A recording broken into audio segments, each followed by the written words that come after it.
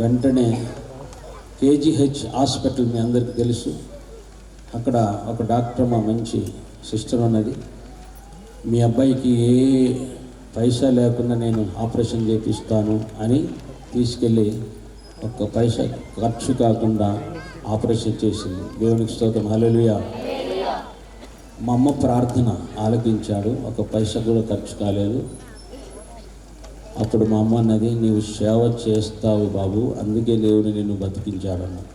చప్పట్లు కొడతాం అందరం. అప్పటికి నేను మరణం నుంచి బతికాను కదా, తప్పకుండా చేస్తానమ్మా. ఒక నెల రోజులు గతించిన తర్వాత సేవ లేదు, ఏం లేదు. తర్వాత యథాపద లోకంలో తిరిగేవాడు. ఈ విధంగా నేను సేవ చేయను. సేవ చేయాలంటే దేవుడు నన్ను పిలవాలి, దేవుడు నాకు దర్శనం ఇవ్వాలి అనేవాడు. చాలా అలాగే దోస్తానంతో తిరిగాను. చూడ్డానికి మెత్తగుంటాను కానీ ఎన్నో కార్యాలు జరిగాయి. ఆమె చెప్పండి. ఎందుకంటే బాంబులు కాదు, ఎన్నో కార్యాలు అంటే పెద్ద పెద్దలతో తిరిగేవాడిని. వాళ్ళని చూసి నేను ఇలాగుంటుందా లోకం, అంతవరకు లోకం తెలియదు.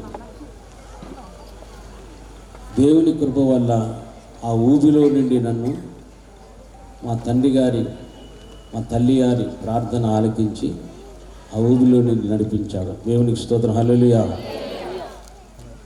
కనుక ఈ విధంగా బాంబేకి తీసుకెళ్ళాడు. అక్కడ ఒక దైవజనుడు రాజమండ్రి నుంచి వచ్చి సాల్మోన్ గారని ప్రవచనం చెప్పాను. నువ్వు సేవ చేస్తావు బాబా అంటే, నేను కానుక ఇస్తున్నానని నీ మాట చెప్తున్నావా అన్న. లేదు బాబు, నీ కానుక అవసరం లేదు, తీసుకో, దేవుడు నిన్ను వాడుకుంటాను అన్నప్పుడు నాన్నగారు నీ కోసం కన్నీరు కారుస్తున్నారు, తల్లిగారు నీ కోసం కన్నీరు కారుస్తున్నారు, కనుక నీవు సేవ చేయాలి అన్నప్పుడు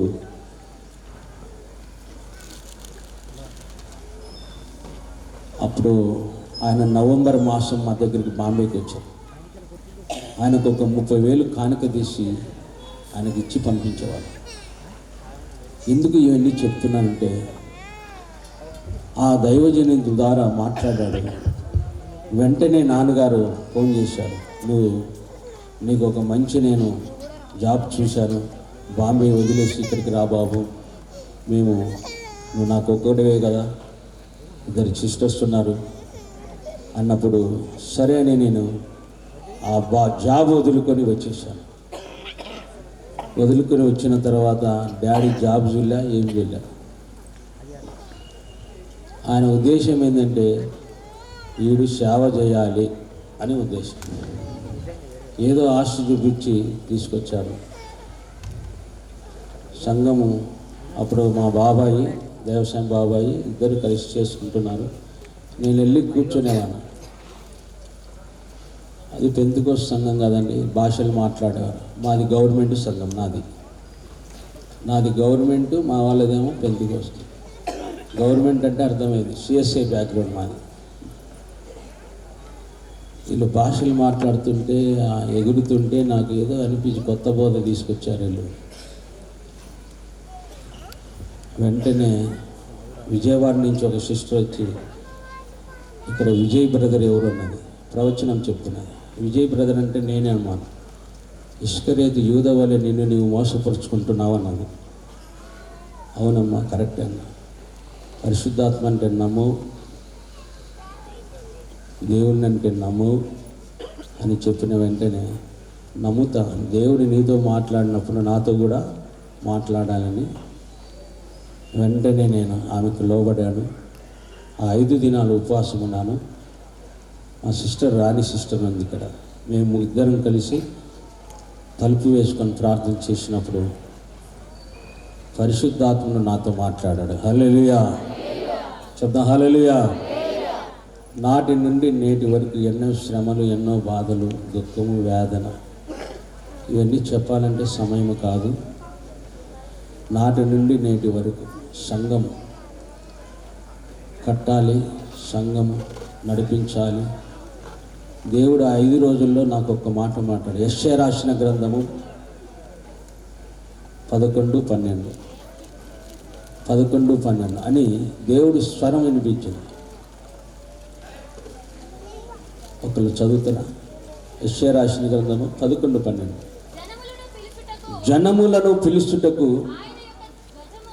ఆయన యొక్క ధ్వజము నిలువబెట్టును అని డాడీకి చెప్పాను. డాడీ ఇదేంటే దేవుడు నేను సేవకు పిలుస్తున్నాడు బాబు, జనములు నిలబెట్టడానికి నేను పిలుస్తున్నానప్పుడు నాకేం సేవ వస్తుంది బాబు, నేను 10th క్లాసు 5 సార్లు ఫెయిల్ అయినాను, 107 మార్కులు ఫస్ట్ క్లాస్ వచ్చినాయి, నాకు ఏడొస్తుంది సేవ అని అనుకునేవాడిని.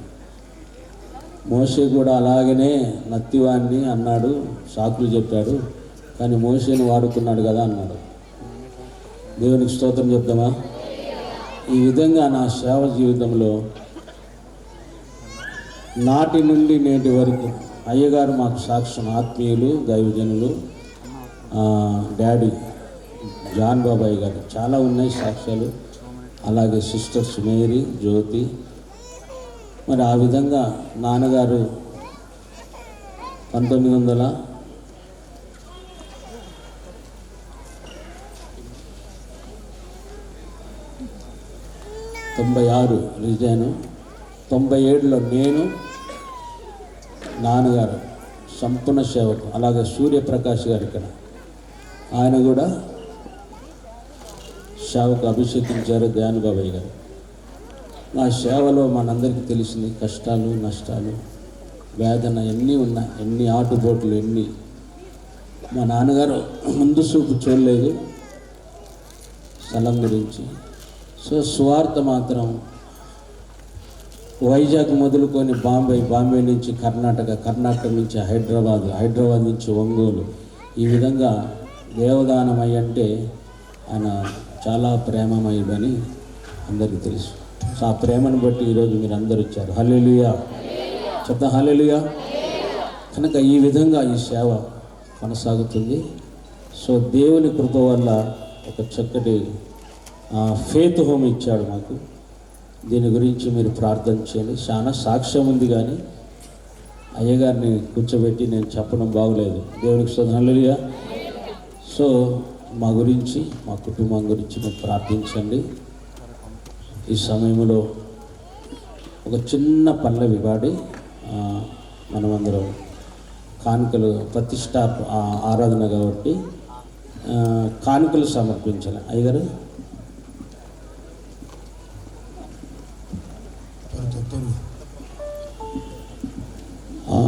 మన శిలోహుపుర